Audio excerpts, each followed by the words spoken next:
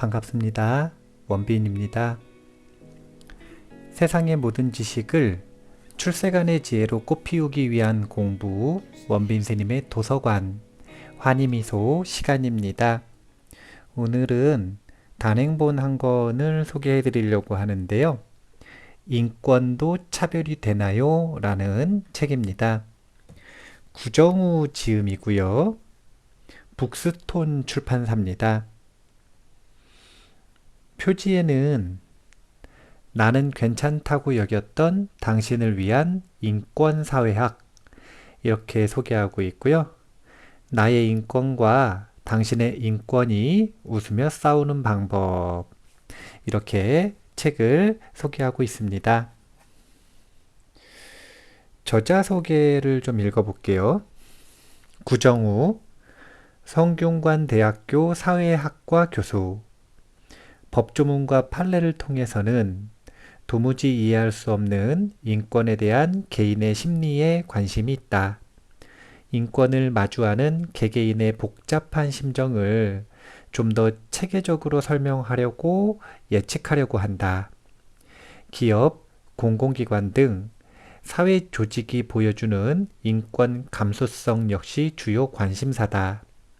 AI와 인권이 공존하는 세상을 머릿속에 그리고 또 그런 인간적인 미래를 만들기 위해 조금씩 준비하고 있다. 무엇보다 이런 호기심과 바람을 일상의 언어로 풀고 공유하는 데에 관심이 있다.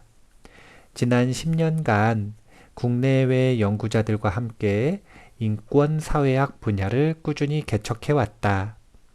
다행히 많은 학생들이 인권 강의와 사회학 강의에 참여하며 그의 노력에 지지를 보냈다.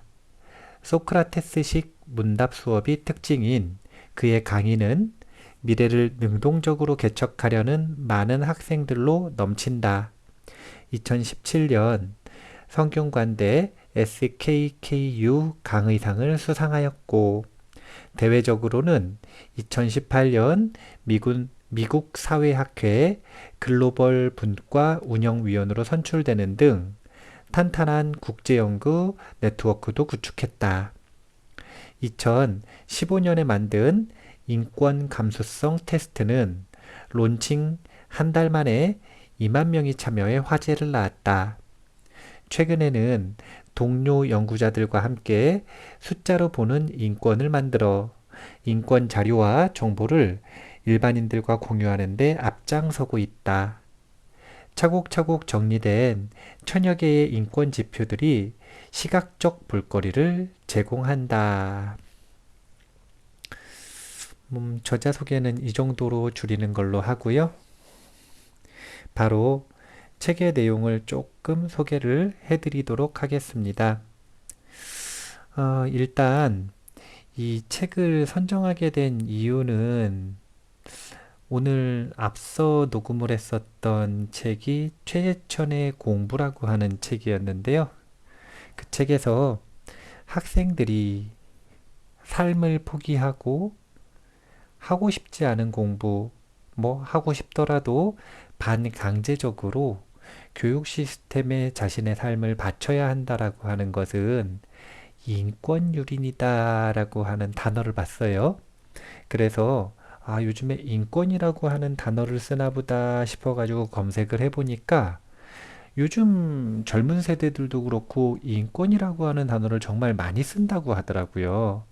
그래서 일단 인권이 무엇인지 그리고 인권이라고 하는 것에 대해서 우리가 어떤 태도를 가지고 어떻게 정리해야 하는지 등등의 내용들을 한번 참고하고 싶어서 이 책을 좀 읽어봤습니다.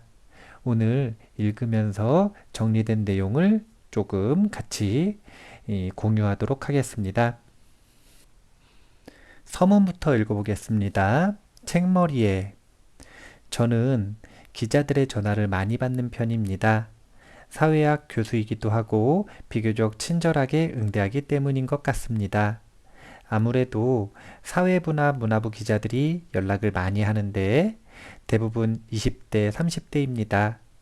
전화가 몰릴 때에는 귀찮은 생각도 들지만 제 학생들 같기도 하고 또 치열히 고민하는 모습을 보면 기꺼이 돕게 됩니다. 청년 기자들과 대화하며 저 스스로도 고민하게 되고 새로운 영감도 얻게 되어 보람을 느낍니다.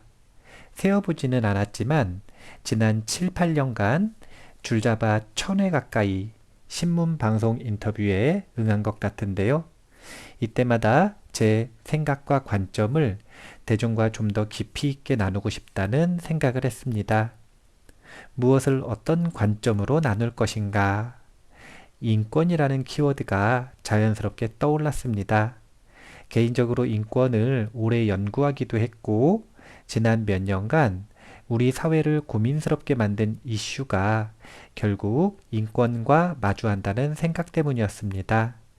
혐오 표현, 갑질과 괴롭힘 문제, 페미니즘, 난민 문제, 노동조합, 양심적 병역 거부 등 숱한 사회적 이슈들이 결국 인권으로 수렴되더군요.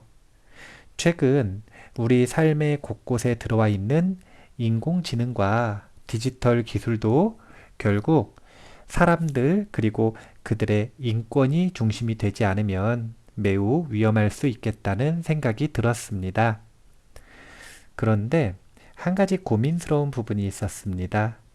인권에 대해 참 많이 듣고 또 말하고 있지만 정작 그 의미에 대해서는 다양한 해석이 분분하지요.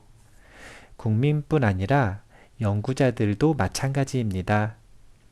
예멘 난민 수용을 둘러싸고 국민의 인권과 이주민의 인권이 격하게 대립했습니다. 미투 운동의 방향을 놓고 젊은 남녀 간의 입장차가 도드라졌죠. 카풀 서비스 도입을 둘러싸고 한쪽에서는 생존권을, 다른 한쪽은 승객의 선택권을 들고 나왔습니다. 공유경제 확산이란 명분을 끌어오기도 하고요. 헌법재판소의 낙태금지 헌법 불합치 결정에 대해서도 여성의 자기결정권 확대라는 찬성 입장과 태아의 생명권 경시라는 반대 입장이 갈리죠. 저마다 인권에 대해 어느 정도는 알아.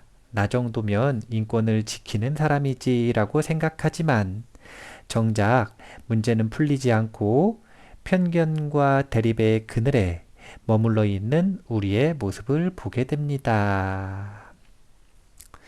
이제 이 부분에 대해서 메모를 좀 했는데요.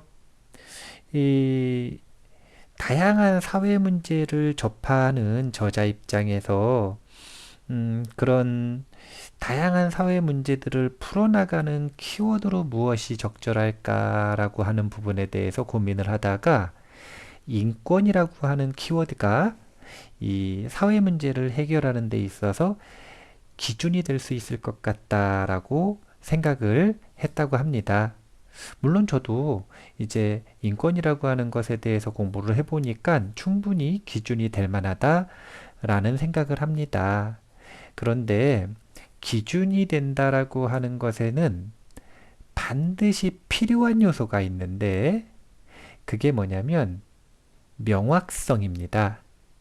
왜냐하면 이 기준이라고 하는 것은 무엇인가 분쟁이 있을 때 기준 역할을 해준다는 뜻인데 이 분쟁을 만들어 나가는 다양한 구성원들이 명확하게 공감하고 그 뜻을 공유하고 있는 인권의 정의가 필요합니다. 그래야만 그 기준을 가지고 뭐 규칙을 정할 수도 있고 교통 정리를 좀 할 수도 있고 아니면 분쟁을 끝낼 수도 있고 심판 보는 사람이 한쪽은 합리적이라고 생각하는 기준으로 다른 한쪽은 비합리적이라고 차별받는 느낌을 받는 그런 기준으로 만약에 심판을 본다면 그건 심판이 안 되잖아요. 그렇기 때문에 이 사회 문제를 해결하는 데 있어서 만약에 인권이 키워드가 되려면 기준이 명확해야 된다라는 거죠. 그런데 이제 안타까운 점이 아직까지 국민뿐 아니라 연구자들도 인권에 대해서 해석이 분분하다는 점입니다. 우리나라뿐만이 아니라 세계적으로도 마찬가지죠. 이렇게 되면 어떻게 되는가? 각각의 사회 현상 속에서 자신의 인권에 대해서 또는 사회 구성원의 인권에 대해서 이야기를 할 때 서로 다른 말을 할 수가 있어요. 사실은 똑같은 인권이라고 하는 단어를 쓰지만 완전히 서로 다른 정의로 다른 이야기를 하고 있는 경우가 수두룩하게 많을 수가 있더라. 그래서 일단 인권이라고 하는 것을 어떻게 정의해야 하는가라고 하는 부분부터 연구가 되는 게 굉장히 중요하다라고 하는 부분을 먼저 짚고 넘어가야 할 것 같고요. 그리고 차차 말씀을 드리겠지만 이 개인적으로 보기에는 그 인권이라고 하는 것을 대화 속에서 또는 학술적으로 또는 글에다가 사용을 하는 사용자의 입장을 보면 인권을 전면에 내세우지만 그 수면 밑에 흐르는 사실은 숨겨진 의도들이 있죠. 그러니까 인권이라고 하는 것의 객관적 정의도 중요하지만 그 인권이라고 하는 정의와 언어, 이 단어를 사용하는 사용자, 활용자의 의도가 적절한가, 적절하지 않은가, 의도가 무엇인가, 이 부분을 체크하는 것도 우리가 인권 문제를 다룰 때 굉장히 중요한 문제가 될 수 있다라고 하는 걸 미리 먼저 얘기를 하고 지나가도록 하겠습니다. 계속 읽을게요. 그렇다면 우리 각자가 판사의 입장에서 보면 어떨까? 독자가 어려운 선택에 스스로를 세워두고 고민해 볼 수 있는 기회를 제공한다면 이런 생각이 스쳤습니다. 2018년 6월부터 더워진 날씨에 적응하며 곧장 원고 작성을 시작했습니다. 이 책은 지난 몇 년간 우리 사회의 첨예한 이슈로 논의되었던 주제들을 담았습니다. 첨예한 만큼 어느 쪽을 옹호하든 격렬한 논쟁의 대상이 될 주제들이기에 쓰는 동안 마음이 편치만은 않았습니다. 그러나 2030 청년 세대와 4050 장년 세대 모두 한쪽 방향의 기사나 댓글을 통해서가 아니라 자료와 연구를 보면서 자신의 입장을 정리할 기회를 줄 수 있으리라는 기대감에 힘이 났습니다. 좀 더 차분하고 냉정한 마음과 머리로 사회적 이슈를 대한다면 그리고 내 인권 감수성이 어떻게 움직이는지 느껴본다면 우리를 가로막는 오해와 편견이 조금은 풀리지 않겠나 생각했습니다. 이제 이 부분은 책의 구성이 어떻게 되었을까라고 하는 부분을 이야기하는 건데요. 전체적으로 독자를 판사의 입장에 세워보는 질문들을 하는 형태입니다. 그러니까 저자가 이것이 인권이다, 이것이 인권에 맞는 것이다, 이런 이야기를 거의 하지 않아요. 그것보다는 이런 정의를 주장하는 입장에서는 이런 의견이 있을 수 있고 반대로 이런 인권을 주장하는 입장에서는 이런 의견이 있을 수 있다라고 하는 것들을 이제 2018년까지 몇 년간 첨예한 이슈로 논의되었던 인권 분쟁들의 주제를 가지고 와서 그렇게 논하고 있습니다. 근데 이제 논하는 방식도요, 뭐 그냥 개인의 의견을 얘기하거나 아니면 뭐 싸우거나 이런 뭐 내용들이 아니라 인터넷 기사 이런 내용이 아니라 자료와 연구를 보면서 그러니까 충분히 숙고되고 학술적으로 연구된 자료들 이 내용들을 보면서 한번 객관적으로 살펴보는 게 어떻겠는가라고 하는 의도로 이 책을 기획하고 그리고 저술을 했다라고 보시면 될 것 같습니다. 보기에 보면 우리가 민감하게 생각할 수 있는 주제들이 정말 많아요. 이제 당장 보면은 난민 문제에 대한 이야기도 있고요. 뭐 그런 이슈 아니겠습니까? 난민을 받아들이는 것은 난민의 인권을 보장하는 것이기도 하지만 또 반대로 자국민의 인권을 침해하는 문제이기도 하기 때문에 이런 경우에 어떻게 절충해야 하는가? 뭐 물론 그 결론을 이야기하지는 않죠. 그리고 3장에서는 금수만도 못한 자들에게 인권이란 이제 범죄자를 우리가 바라볼 때 저렇게 바라보는 성향이 있죠. 그래서 범죄자의 인권을 지키는 것이 우선인가? 아니면 정상적인 사회 구성원 또는 피해자의 인권을 회복시키는 것이 먼저인가? 이런 부분들. 이제 보면 이 양심적 병역 거부에 대한 이야기도 있고요. 그리고 미투 운동도 있고요. 그리고 동성 결혼에 대한 문제도 있고, 악성 댓글 다는 문제도 있고, 또 장애인에 대한 문제도 있고요. 그리고 채용에 대한 문제도 있고, 파업에 대한 문제도 있고, 이렇게 일터에서 갑질하는 문제도 있고요. 이런 다양한, 그리고 또 최종적으로는 AI가 이제 점점 발전하는 시대에 인간의 인권, 노동자의 인권을 또 어떻게 할 것인가, 이런 부분까지 총체적인 주제를 가지고 민감한 이슈들을 가지고 인권 감수성을 테스트해보고 키워나가는 연습을 해보자 라는 주제인 것 같습니다. 그런 의도인 것 같아요. 자, 그러면 본문에 있는 내용을 좀 읽어보도록 하겠습니다. 1장인데요. 인권과 인권이 부딪힐 때라고 하는 꼭지의 내용을 읽겠습니다. 마이클 샌델은 정의란 무엇인가의 도입부에서 브레이크가 고장난 전차의 운전자가 당면하는 도덕적 딜레마를 제시합니다. 그대로 직진해 5명의 작업자를 죽게 할지, 측면 철로로 전차를 틀어 1명의 작업자를 죽게 할지 결정해야 합니다. 철도를 바라보는 구격군의 입장이 되어 옆에 있는 덩치 큰 남자를 떨어뜨려 작업자 5명의 목숨을 건질 것인지도 묻습니다. 고민 끝에 어느 쪽으로든 선택하고 나면 우리는 판단 근거를 제시해 그 선택을 정당화해야 합니다.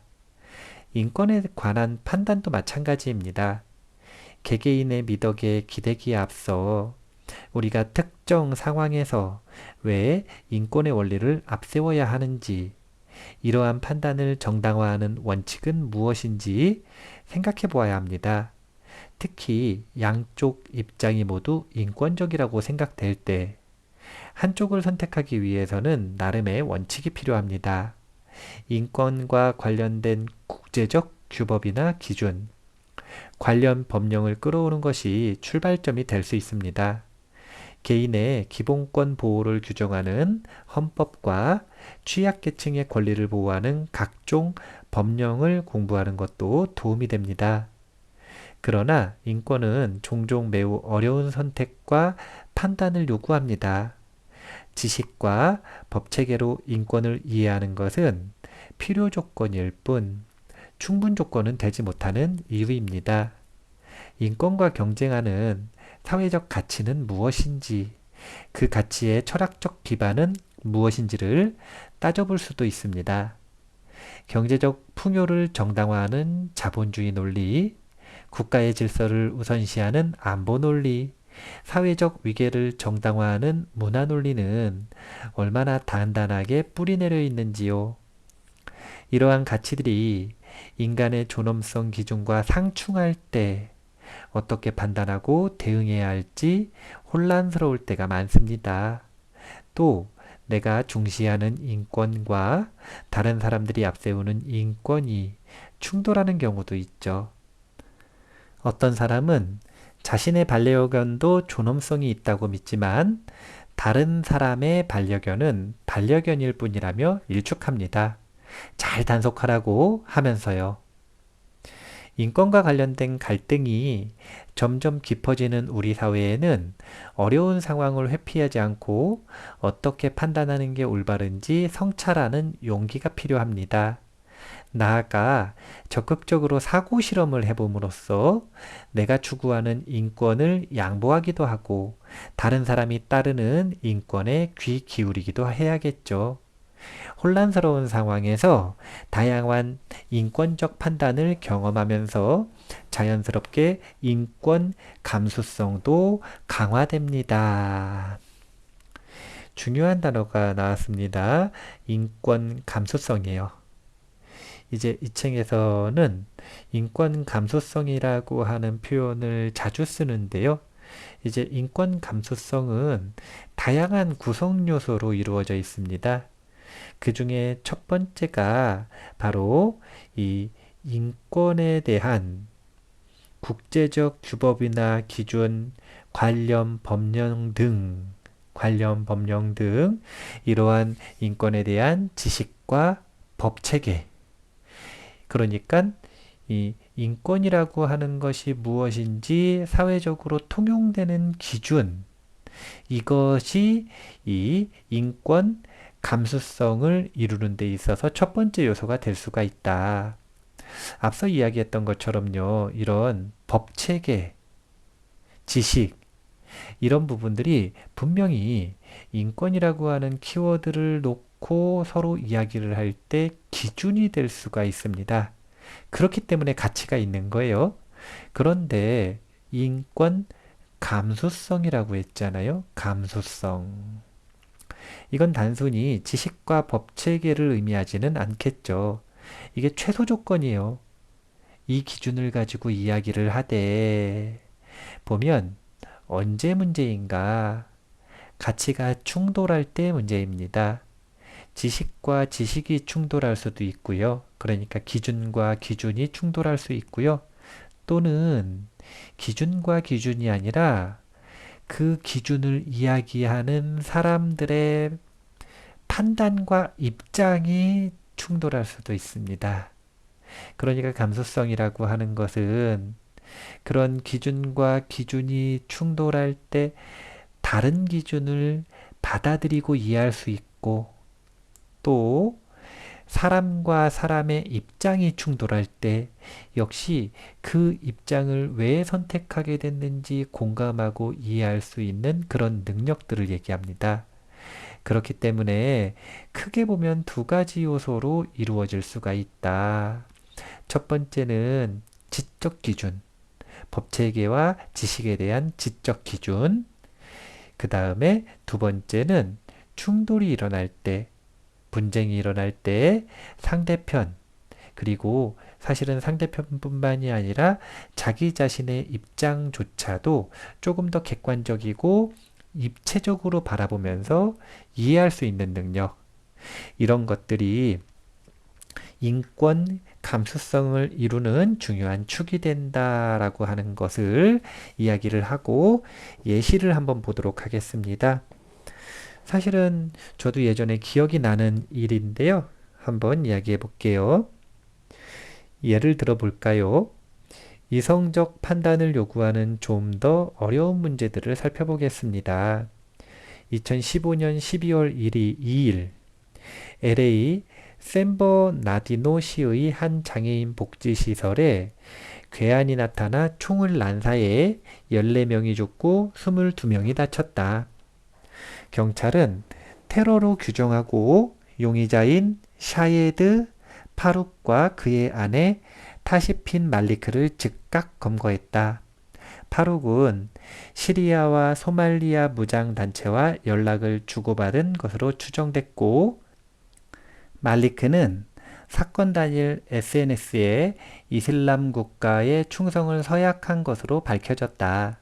FBI는 테러의 실체를 밝히기 위해 용의자들의 아이폰에 저장된 통화 기록 및 데이터 기록에 접근하기를 원했다. 그러나 곧 암초에 부딪혔다. 아이폰에 철통 같은 보안 기능 때문에 모바일 기기에 접근할 수 없었던 것이다. 법원은 FBI가 용의자의 아이폰 자료에 접근할 수 있도록 애플이 방법을 마련해야 한다고 판결했다. 여기까지가 이슈고요. 본문으로 계속 읽어볼게요. 놀라운 건 애플의 반응이었습니다. CEO인 팀 쿡이 결연한 메시지를 담아 법원의 판결을 거부한 것이죠. 팀 쿡은 보안 기능을 우회해 수사기관이 개인정보에 접근할 수 있도록 하라는 법원의 주문을 백도어 개발, 즉 기존의 보안 기능을 무력화하는 소프트웨어 개발 요구로 정의했습니다. 그는 백도어 소프트웨어는 가능하지도 않고 만들어져서도 안 된다고 주장했죠. 그는 이 문제를 단순한 애플 사용자들의 사생활 문제를 넘어 대중의 안보 문제와 직결된다고 보았습니다. 개인이 사용하는 기기에는 각자의 신상과 가족 정보 등 모든 것이 포함되어 있으니까요. 구글, 페이스북을 포함한 유수의 IT 기업들이 애플에 지지를 보냈습니다. FBI의 요구는 개인의 자유와 사생활 보호를 위한 그들의 철학에 정면으로 위배된다고 덧붙였습니다. 반면 당시 대통령 후보였던 도널드 트럼프의 반응은 과연 안보의 아이콘다웠습니다. 그는 애플이 수사에 협조하도록 강제해야 한다고 말했죠. 테러 사건의 실체를 신속히 파악해 용의자를 검거하고 국가안보를 굳건히 해야 한다는 논리였습니다. 여러분은 어떻게 생각하시나요? 팀 쿡의 선택에 동의하시는지요? 트럼프의 주장대로 테러리즘에 맞서기 위해 FBI의 요구에 응해야 했던 건 아닐까요? 용의자들이 또 다른 테러를 계획하고 있었다면 수백 명의 사상자가 추가로 발생하지 않았을까요? 2001년 9.11 테러를 기억해보면 문제는 더 심각하게 다가옵니다. 그러나 팀 쿡의 주장대로 백도어가 만들어진다면 아이폰 사용자 수억 명의 사생활이 그대로 노출될 수도 있습니다. 부모들의 아이폰에는 자녀들의 생활 동선이 그대로 드러날 테니 잠재적 범죄자들에게 유용한 정보가 될지도 모릅니다. 홉스가 리바이어던이라 불렀던 막강 권력을 지닌 국가가 개인의 사생활을 들여다보고 필요하면 언제든 개인을 복종시키는 대재앙이 일어날지도 모릅니다. 인권 감수성의 시선으로 바라보면 어떤 선택이 더 바람직할까요?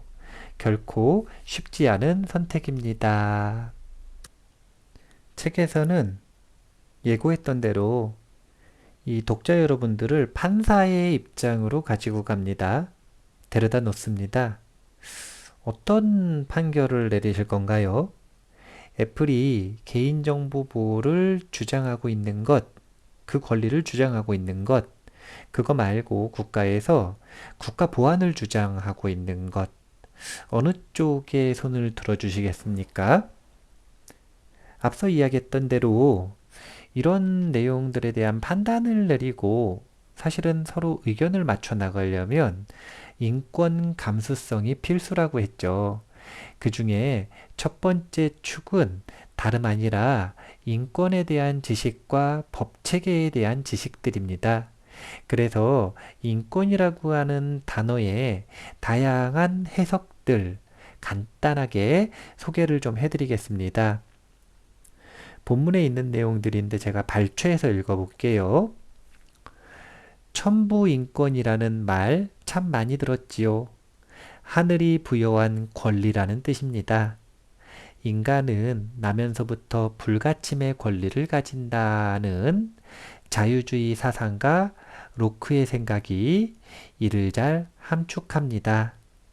로크는 신 혹은 절대자는 자연 상태에서 인간에게 삶의 목적과 수단을 제공했다고 말합니다.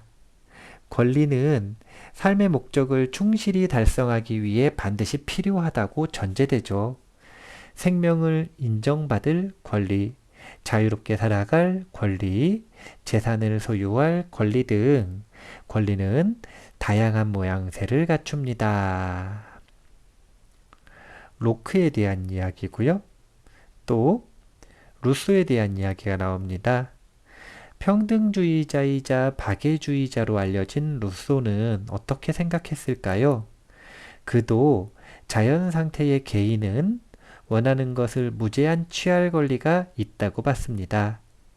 한데 이러한 자유를 극대화하기 위해서는 전제가 필요하다고 하네요. 바로 경제적, 정치적 평등입니다. 이렇게 로크, 루소 등의 근대 초기 사회계약론자들 덕분에 현대의 인권은 자유와 평등이라는 두 가지 개념을 중심으로 발전해 왔습니다. 이렇게 보시면 될 것 같고요. 또 뒤에 가면 이번에는 공리주의가 나옵니다. 한번 읽어볼게요. 벤담이 주창한 공리주의는 최대 다수의 최대 행복으로 요약되죠. 최대 다수는 누구나 알기 쉬운 개념입니다. 그렇다면 최대 행복은 어떨까요? 벤담은 측정될 수 있는 행복만이 인간의 목표가 된다고 보았습니다. 이때 행복은 이른바 비용 편익 분석으로 측정 가능하고요. 현대의 경제학자들이 중시하는 바로 그 비용 편익 분석입니다. 이 사고방식으로 보자면 개인의 권리는 중요하지 않습니다. 최소한의 비용과 최대의 편익을 가져다 주는 권리만이 의미 있게 여겨집니다. 앞서 이야기했었던 개인의 자유와 평등의 권리가 그렇게 중요하지 않다라는 거죠. 공리주의에서는 최대 다수의 최대 행복이니까요. 인권에 대한 또 다른 의견 중에 하나는요. 이 국제정치학 분야의 고전이론가인 한스 모겐소의 의견입니다. 모겐소는 현대 정치학과 정책학에 가장 큰 영향력을 행사한 현실주의를 주창한 이론가입니다. 제레미 벤담이 사망한 지 70여 년이 지나 태어나서 20세기 냉전 시대를 살았죠. 그래서였을까요? 벤담이 경제적 효용에 주목했다면 모겐소는 정치적 권력과 생존에 집중했습니다. 국가 안보가 가장 중요한 정치적 논리라는 점을 철학적으로 정당화했죠. 권리보다는 권력이, 국제 규범보다는 국가의 생존이 중요하다고 강조했습니다. 이제 이런 법지식 그리고 인권에 대한 정의 이런 부분들을 가지고 한번 인권 감수성을 발휘해서 앞서 있었던 분쟁을 한번 해석을 해보자면 애플의 입장 같은 경우에는 아무래도 개인의 자유와 평등 이 부분을 중요시 여기는 권리를 주장한 것이고 트럼프 대통령 같은 경우에는 지금 방금 읽었었던 한스 모겐소의 입장 국가 안보가 가장 중요한 정치적 논리다. 그래서 권리보다는 권력이 국제 규범보다는 국가의 생존이 중요하다라고 하는 이런 입장에 한 표를 주고 그리고 그것을 인용하여 주장하고 있다. 이렇게 보면 될 것 같습니다. 그러면 이제 개인의 입장을 정해야겠죠. 개인의 입장.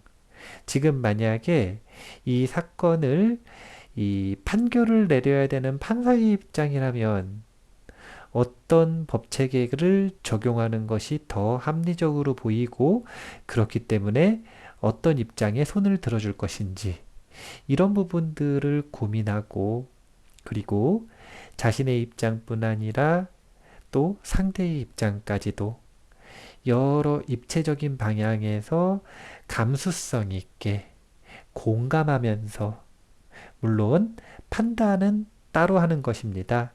하지만 그 입장을 이해하고 받아들이고 공감하면서 그렇게 이 입체적으로 객관적으로 따져보는 능력, 느껴보는 능력, 그런 것이 인권 감수성이다. 이렇게 보시면 될 것 같습니다. 책에서는 핵심에 해당이 되는 이 인권 감수성을 어떻게 높일 것인가에 대한 조언도 하고 있습니다. 한번 읽어볼게요. 최근의 심리학적, 사회학적 연구들은 인권에 대한 높은 관심과 행동 동기를 촉발시키는 주요 요인으로 공감 능력을 꼽습니다. 남의 처지와 아픔을 나의 것으로 생각하고 감정이입하는 능력이야말로 인권 감수성에 접근하는 첩경이라는 것이죠. 일단 기본적으로 상대방의 입장, 나와 다른 입장, 타인의 입장, 이런 다른 정보들을 이해하고 공감하고 받아들일 수 있는 능력, 이것이 있어야만 인권에 대한 정의가 하나일 수가 없기 때문에 생기는 문제죠. 인권에 대한 정의도 너무 다양하고, 그러면 그 다양한 정의를 가지고 자신의 입장을 선택해서 나와 입장이 다른 사람과 어울려서 살아야 돼요. 이유는 간단합니다. 상대방이 주장하고 있는 그 인권도 인권이니까요. 맞는 거니까요. 틀린 게 아니니까. 그런 상황 속에 우리가 많이 노출될 수 있기 때문에 가장 필요한 능력, 공감 능력이다.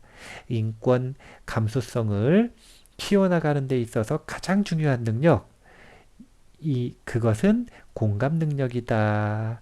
이렇게 생각을 하시면 될 것 같습니다.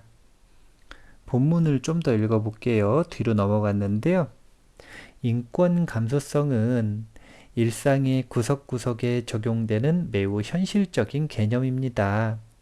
표현의 자유, 집회 시위의 자유 등 거창한 주장보다는 개별 삶의 현장에서 얼마나 인권의 권리가 반영되고 또 사람들이 이를 내면화하는가가 중요합니다.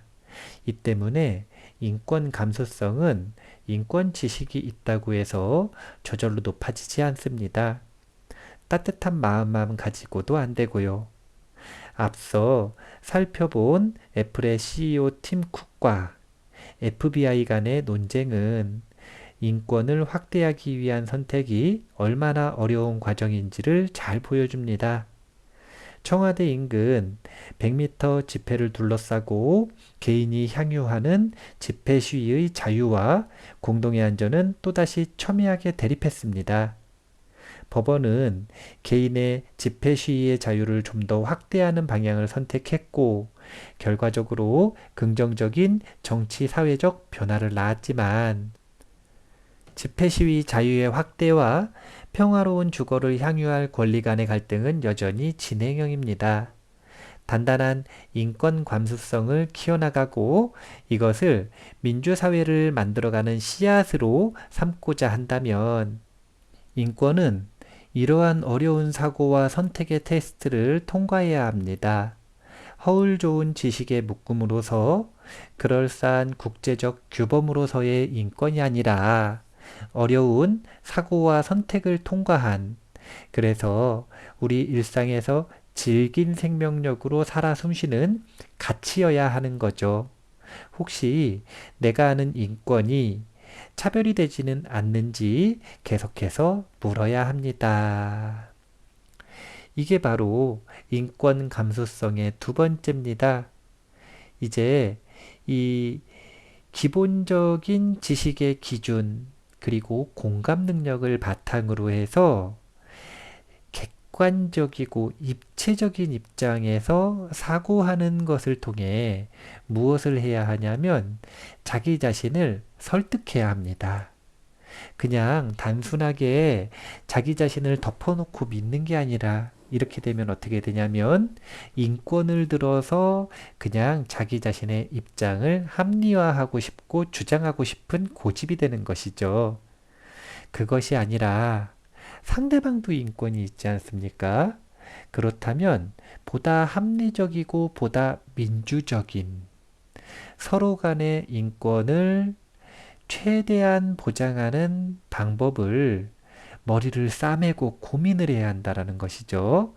그러니까 인권 감수성을 키우기 위한 두 번째 훈련이라고 하는 것은 다른 게 아니라 이런 난제들을 함께 고민해보고 입체적으로 분석해보고 그리고 서로가 서로를 설득하는 과정을 거쳐봐야 한다. 그래야 한다. 라고 하는 걸 이야기하고 있습니다. 계속 읽어볼게요. 어려운 선택이 필요한 또 한 가지 이유는 인권 감수성이 삶에 밀착한 개념이기에 절대적 가치를 고집할 수 없다는 데 있습니다. 인권을 외치는 사람들 중에는 내가 옳다고 주장하며 상대방을 단죄하는 이들이 의외로 많습니다. 그러나 인권 감수성은 오히려 자신의 윤리적, 지적 판단이 오류일 수 있음을 인정하고 지속적으로 판단 근거를 점검하고 오류 가능성을 성찰하는 태도를 가리킵니다. 이때 우리 사회가 중요하게 생각하는 가치들, 예컨대 성장, 안보, 민족주의를 함께 고려하는 가운데 인권의 상대적 중요성을 실감하려는 태도가 필요합니다. 그럼으로써 어제보다 오늘의 인권 감수성이 오늘보다 내일의 그것이 더 좋아져야겠죠. 진지한 토론, 어려운 질문과 사고, 선택의 과정을 거치면서 말입니다. 이제 중요한 표현이 나왔습니다. 인권을 외치는 사람들이 그 인권을 활용하는 이유, 의도가 나왔어요. 누군가는 내가 옳다라고 하는 주장을 하기 위해 인권을 활용하고 있습니다. 그러니까 이것은 의도가 무엇인가? 내 인권을 주장하고 싶은 거죠. 내 인권을. 그런데 사실은 인권이라고 하는 것을 이야기할 때는 반대 입장도 있어야 합니다. 그게 뭐냐면 나하고 의견이 다른 저 사람. 사실은 저 사람도 인권이 있는 거 아니겠습니까? 그러니까 나의 인권을 챙기려고 하는 의도와 상대의 인권을 보장해 주려고 하는 의도, 이런 두 가지 종류의 의도가 있을 수가 있다. 이 부분에 따라서 사실은 인권을 다루는 방법이 조금 달라지는 것 같습니다. 이제 서두에 제가 이야기를 할 때 인권이라고 하는 것 자체도 중요하지만 그것만큼 중요한 게 왜 도대체 인권 좋은 말 아닙니까? 인간이 천부인권이라고 해서 태어날 때부터 그냥 자연적으로 주어진 권리, 왜 권리가 주어졌을까요? 다른 것 때문이 아니라 인간이 존엄성을 가지고 있기 때문에 그렇습니다. 불교적으로는 인불사상이라고 표현을 합니다. 내 눈동자에 비친 그 사람, 인간이 바로 부처님이다. 부처님 다른 데 없다. 내 눈동자에 비친 사람, 그 사람이 바로 부처님이다. 인간을 귀하게 여기는 이 마음으로부터 인권이 나오는 거 아니겠습니까? 그리고 이렇게 나만 귀한 게 아니라 나 외에 나랑 친한 사람도 귀하고 나랑 친하지 않은 사람도 귀하고 모르는 사람도 귀하고 나하고 의견이 완전히 반대인 사람도 귀하고 사실은 나하고 원수인 사람도 귀한 겁니다. 그러니까 인권을 자기 권리라고 주장을 하는 입장과 그것이 아니라 인간 보편, 존재 보편적인 권리로서 생각하고 그것을 이야기하는 입장은 완전히 다를 수밖에 없다라는 거예요. 우리가 인권을 왜 쓰는가? 인권이라고 하는 단어를 왜 도대체 끄집어내는가? 그 밑바닥에 숨어 있는 의도를 분명하게 볼 때 사실은 공감이 조금 더 쉽게 될 수 있습니다. 저 사람은 도대체 왜 저런 인권을 주장할까? 무엇을 챙기고 싶은 걸까? 자신의 이익인가? 아니면 다른 사람의 정말 인권인가? 사실은 인권 때문에 생기는 분쟁들은 인권 그 자체, 그러니까 인권에 대한 정의 그 자체 때문에 일어난다라고 보기에는 어렵습니다. 그것보다는 인권이라고 하는 것을 들먹이고 있는, 그것을 근거로 이야기하고 있는 그 활용자, 사람의 의도, 그 밑바닥에 있는 욕망이 부딪힐 때, 그때 분쟁이 일어나는 겁니다. 그래서 사실은 인권의 차별이 있는 게 아니라 뭐의 차별이 있는 것이냐면 활용자의 욕망의 차별이 있더라. 왜 보면 이런 인권에 대한 문제들이 개인과 개인 간의 분쟁만 있는 것이 아니라 단체와 단체, 국가와 국가 간의 문제에서도 이 인권이라고 하는 키워드가 나오지 않습니까? 그런데 그런 부분들도 보면 그렇게 개개인들의 욕망이 모여서 뭘 하는 거냐면 팀을 이루는 거죠. 내 편 만드는 거죠. 내 편과 네 편으로 나누는 겁니다. 이런 걸 뭐라고 하냐면 정치라고 하죠. 그러니까 인권의 수면 밑에 있는 그 마음들을 봐야 된다는 거예요. 인권은 사실은 겉으로 내세운 명칭이고 이 좋은 합리적인 논리고 그것을 바탕으로 어떤 마음을 해결하고 싶은가? 그것이 개인의 욕망 대 욕망의 부딪힘인가? 아니면 그 욕망을 해결하기 위한 정치적인 싸움인가?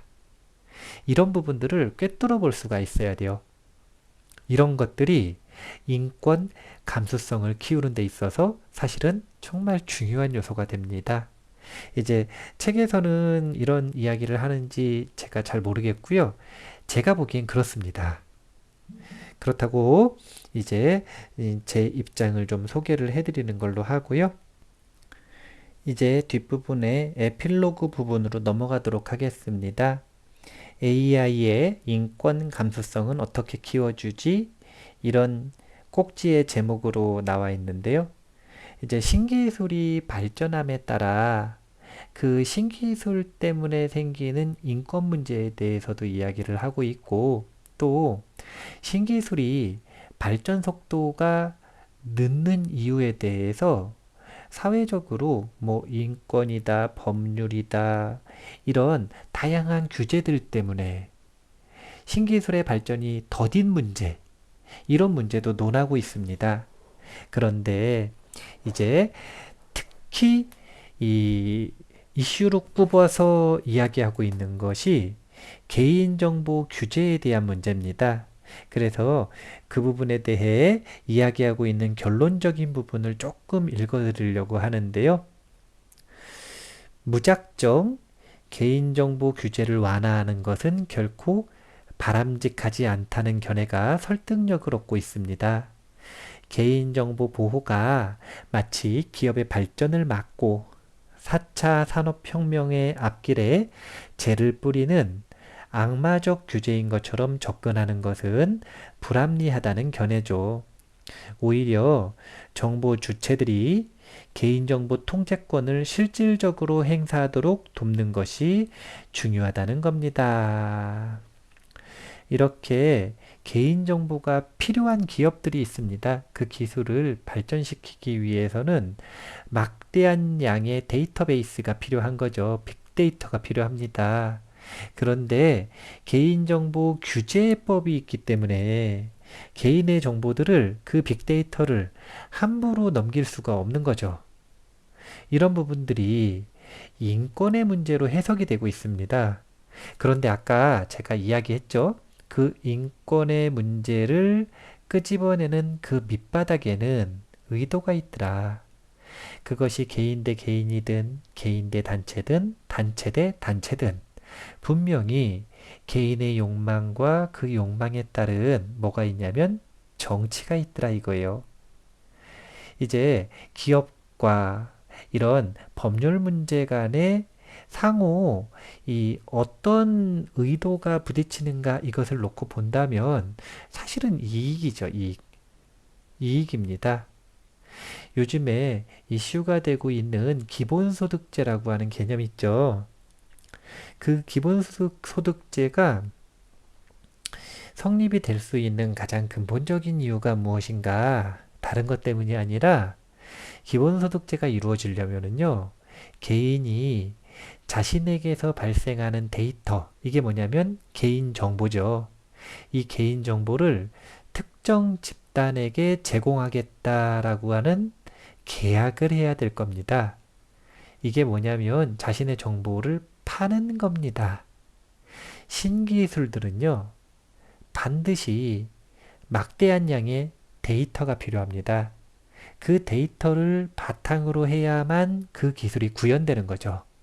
그래서 그 정보를 사야 되는 거예요, 사실은.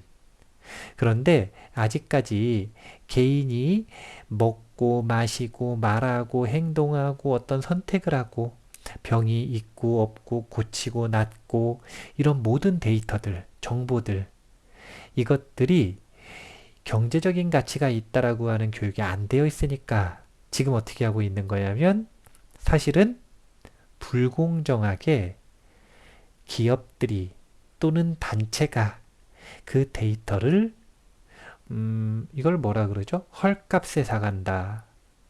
뭐 어떤 표현인지 모르겠고 헐값에 사가고 있는 겁니다. 사실은 값을 안 치르는 경우도 있죠. 이렇게 막대한 이익을 취하고 있는 거예요. 그러니까 이게 사실은 인권이라고 하는 표면적인 이슈지만 그 밑바닥에는 그 이익을 누가 가지고 갈 것인가. 이 부분이 사실은 굉장히 중요한 분쟁의 원인입니다. 그렇기 때문에 우리가 공감력, 인권 감수성을 키우기 위해서는 인권이라고 하는 표면적인 이슈들 밑바닥에 흐르는 그 의도들을 꿰뚫어 볼 수가 있어야 한다. 이것을 잘 기억을 해 두시면 좋을 것 같습니다. 마지막 부분을 읽어볼게요. 미래에도 인권은 중요합니다. 아니, 더 중요해질 겁니다. 기업의 인권 감수성은 살아있는지, 시민의 인권 감수성은 꿈틀대고 있는지에 따라 우리의 미래가 결정될 겁니다. 일각에서 말하는 인권의 황혼, 인권의 위기는 잘못된 진단입니다. 공리주의건, 자국중심주의건, 인권은 다양한 가치와 대결하면서 생명력을 키워왔습니다. 때로는 인권과 인권이 대립해서 의도치 않은 차별을 낳기도 하면서요. 이 책에서 다룬 다양한 주제들, 지난 수년간 우리 사회를 풍미했던 많은 사회적 주제들이 인권적인 해결을 요구했듯 2030년, 아니 2040년을 넘어선 미래 사회에도 인권은 우리에게 중요한 이정표가 될 것입니다. 인권을 외쳤던 많은 입장들이 은밀한 차별을 만들었던 것처럼 미래의 신기술 역시 인간의 자유라는 미명하에 차별과 배제를 정당화할 수 있습니다. 오류를 막는 유일한 길은 우리의 인권 감수성을 살아 움직게 만드는 것입니다. 이렇게 책이 마무리되는데요. 내용을 정리를 하면서 하고 싶은 말을 조금 덧붙이겠습니다. 결국은 인권이라고 하는 것이 이슈가 분명히 되고 있고 앞으로도 중요할 것이다 라고 하는 것은 이 분명한 주장 같습니다. 그런데 그렇게 인권이 중요해지는 시대에 인권과 인권이 부딪히는 그 상황 속에서 우리가 어떻게 인권을 보호하며 문제를 해결할 것인가? 그 문제 해결의 중요 솔루션은 인권 감수성을 키우는 것이다. 이 키워드로 설명이 됩니다. 개인도, 기업도, 단체도, 국가도 인권 감수성을 키워낼 때 우리는 그 인권을 평화롭게 활용할 수 있을 것이다. 그러면 인권 감수성을 어떻게 키울 것인가? 첫 번째는요, 그냥 너무 당연하게 언어적인 기준이 좀 더 충분히 필요합니다. 그러니까 인권에 대한 지식, 그리고 법 체계에 대한 지식, 이런 부분들을 기본적으로 가지고 있어야 되고요. 다음으로 그것을 바탕으로 다른 의견에 대한 공감 능력이 있어야 됩니다. 그런데 여기까지가 책에서 제시하는 부분이라면 제가 개인적으로 제시해드리고 싶은 것은 그렇게 인권이라고 하는 언어를 표면에 끄집어내서 이야기하고 있지만 그 수면 밑에 흐르는 인간의 욕망을 분명하게 봐야 된다는 거예요. 어떤 욕망으로 저런 주장을 하는가? 그리고 개인의 주장으로 안 되니까 다른 사람들을 끄집어들이기 위해 어떤 정치를 하고 있는가? 특히 기업과 기업, 단체와 단체, 국가와 국가 간의 인권 다툼은 어떤 정치를 가지고 저렇게 하고 있는가? 이 부분을 분명하게 볼 수 있어야 인권 감수성이 사실은 지혜롭게 정확해질 수 있습니다. 그 본질을 꿰뚫을 수가 있죠. 제가 당부드리고 싶은 이야기가 있어요. 그게 뭐냐면 인권이라고 하는 것은 결국 인간에 대한 존중에서 시작이 되는 겁니다. 불교에서는 인불사상이다 이렇게 표현한다고 했죠. 부처님은 따로 있는 게 아닙니다. 하나님도 따로 있다고 보지 않아요. 그 이름이 무엇이든 여러 신성들, 이런 존재들을 평범한 우리의 일상과 동떨어진 존재로 생각을 하는 게 아니라 내 눈동자에 비치는 모든 이들, 오늘 만나고 내일 만나게 될 그 사람들, 그리고 나를 포함하는 모든 존재들이 본래 부처님이고 하나님이다. 이렇게 생각하는 전제에서 인권이 나오는 겁니다. 그렇기 때문에 단순하게 나의 권리를 주장하기 위한 이기심으로 인권을 쓰기보다는 나의 권리뿐 아니라 내 눈앞에 보이는 저 사람의 권리도, 나하고 의견이 다른 저 사람의 권리도 정말 중요하다라고 하는 전제를 가지고 있을 때, 그러니까 나와 저 사람의 인권을 함께 보호해주고자 하는 마음가짐이 있을 때, 그러할 때 우리는 공감력, 인권 감수성이 저절로 높아지는 그런 마음가짐이 되지 않겠는가라는 생각을 합니다. 물론 단순히 그런 마음만 있다 그래가지고 어려운 난제를 해결할 수 있는 게 아니기 때문에 이런 정보들, 책을 꼭 읽으셔야 돼요. 인권이라고 하는 것이 무엇인지, 어떤 다양한 의견들이 있는지 꼭 읽어보시고, 그리고 저런 인권의 다양한 분쟁들, 중요 이슈들, 아주 민감한 이슈들을, 어려운 문제인데요, 스스로 답해보고 또 주변에 관심 있는 분들과 토론해 보시면서 인권에 대한 한번 생각과 공부를 이어나가 보셨으면 좋겠습니다. 그것이 나, 그리고 내 눈동자에 비치는 많은 이들을 존중하는 방식의 공부가 될 것이다 라고 결론 짓고 싶습니다. 그러면 마무리하겠습니다. 세상의 모든 지식을 출세간의 지혜로 꽃피우기 위한 공부, 원빈 스님의 도서관, 환희미소 시간이었습니다. 감사합니다.